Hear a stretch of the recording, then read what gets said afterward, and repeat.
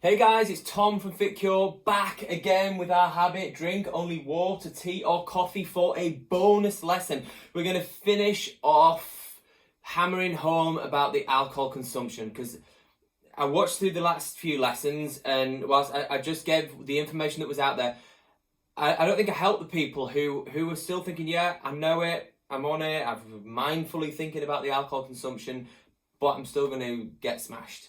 So let's quickly go through some things you can do to surviving the hangover. So alcohol makes you wee more, which flushes out electrolytes and water.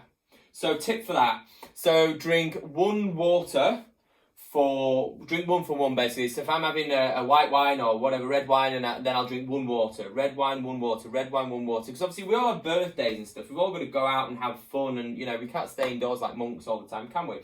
As well, looking at, and again, this is all research based. There's all stuff that I've researched. Ingest a high fat meal. So if you eat a meal that is actually high in fat, it will slow down the alcohol. So it'll have less of a spike and more of a gentle arch and increase. As well, the electrolytes will, because obviously when you're drinking and urinating more, you lose electrolytes, and the actual high fat meal will hopefully put some of those salts back into the body and keep the body balanced so we don't go into that dehydrated state, which is why a lot of us feel so rough after consuming alcohol.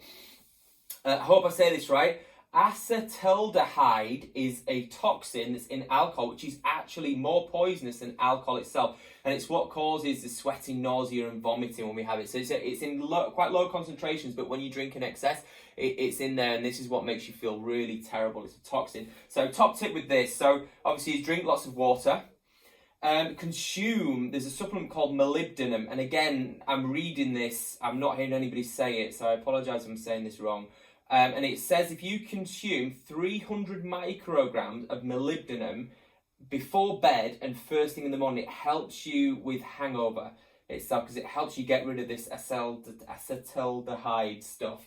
And molybdenum is in legumes naturally, so you could have some hummus or something like that, some chickpeas, some beans, some pulses. And that's probably, interestingly, I doubt there's much in sort of baked beans, but remember that morning breakfast, I'll get my baked beans in and I feel good and I feel better about life and stuff, and it cures your hangover, but maybe there's something in that then. But apparently, yeah, molybdenum helps get rid of this acetaldehyde, as well as obviously lots of water because it helps flush out this toxin as well. So lots of water before bed, obviously don't drown yourself in the stuff. Try and hopefully have 1-to-1. Consume your molybdenum. Have something, a beanie, pulsy thing, or supplement with 300 micrograms before bed in the morning, according to one research paper. So again, next one through. Number 3, congeners or congeners. Again, I apologise, I'm reading these. I'm not actually hearing anybody say it, so I'm probably saying it wrong. So these dudes are really bad. They make us really unwell and give us horrendous hangovers, according to one research study. And darker alcohols like your brandies, your rums, your red wines, it gives you the worst hangover out of all of them. And also, interestingly, cheap alcohol. So if you're going to drink that, I think that goes back to what we were saying before about being mindful about your consumption of alcohol, enjoying it. Have less, have quality. Because if you're drinking cheap booze, basically, it's not been distilled many times, so it's got more of these congeners, these toxins in them. So drink absolute crystal clear quality alcohol that's been distilled many, many times, and that's a lot better for you. And as well, talking about hormone release, you release, when you drink alcohol, the happy sort of gooey, amazing feeling that you have where everything's really, really funny and all the rest of it, is from a hormone called GABA. So GABA makes you feel good and gets you that funky hormone, but your body then compensates later on and releases what's called glutamate, which then makes you feel sad and down and anxious. And there's a research paper that talks about, guys can't see it on here, at the bottom here it says your tip is to consume L-theanine, which is an amino acid which actually chills you out a little bit.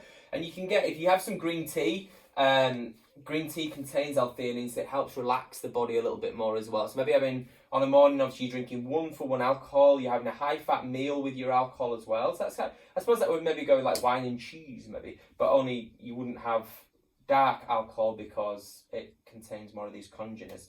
Have your molybdenum before bed, drink some green tea in the morning. And then looking more into the research as well, there was a 2007 study which talks about carbonation of water. Carbonated drinks, fizzy drinks made you more drunk. And they've hypothesized that the added volume in the stomach of the water causes the stomach to empty faster into the intestines. And interestingly, there was another study just to back that up that basically said when they got people to drink flat champagne, they found that they had lower levels of alcohol in the blood. So there we go. So do that thing, you know what they do in Marbella, where they shake it, spray it, and then get rid of all the gas and then drink it, and you can have more.